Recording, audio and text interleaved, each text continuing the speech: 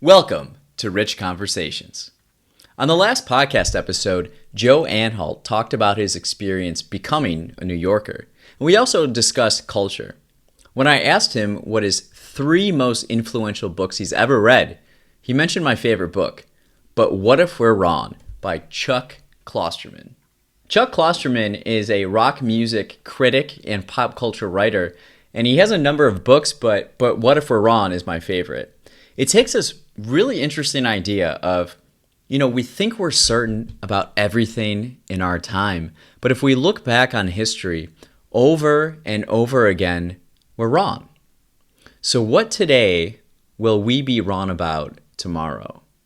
He takes a look at rock music, the Constitution, books, science, and so much more, and he really explores this concept in this really fun way. I really enjoy it.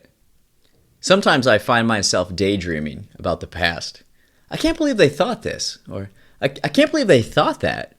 And there have been a number of times where I've thought about Thomas Jefferson in regards to paleontology.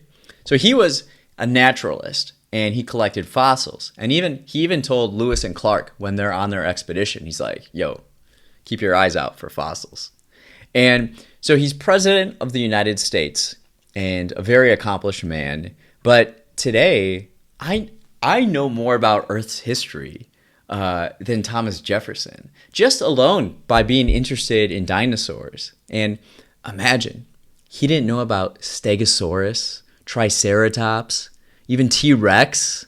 One of my favorite sayings, I don't know where it comes from or who said it, but we don't know what we don't know. We're only seeing the tree in front of us rather than all the trees in the forest. We're too focused on living in the present that we don't consider pulling back and looking at the long-term view.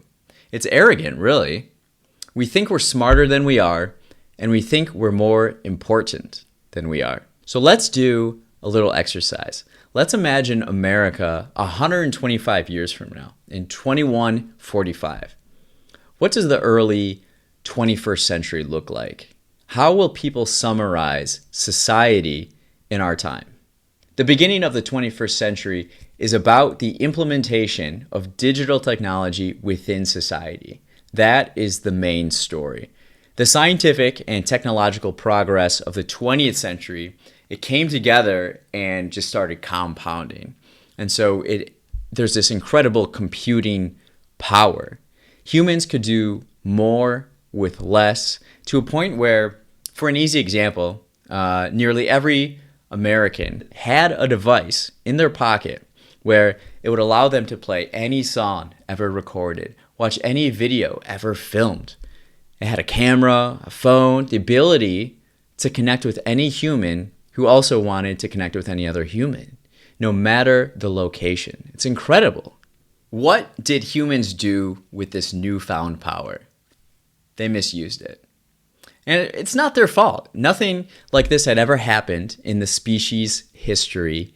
And everything just happened so quickly that no one stopped and thought about how they used the power, and if how they used it was wrong.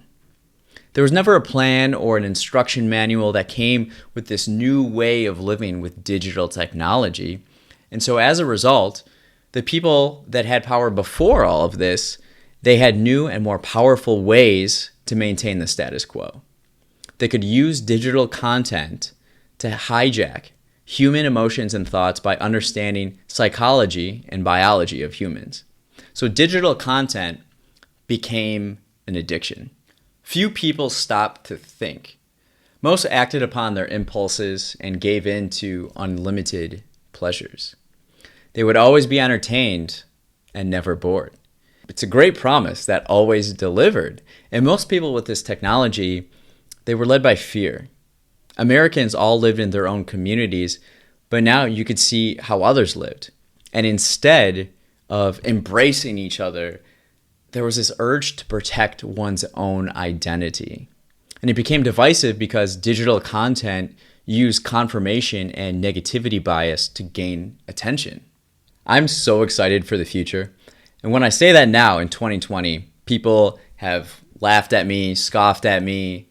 Perhaps I come across as naive or out of touch. But people don't see what I see. People think the world is burning because they only see the tree in front of them and not the forest. Here's what the next quarter century looks like.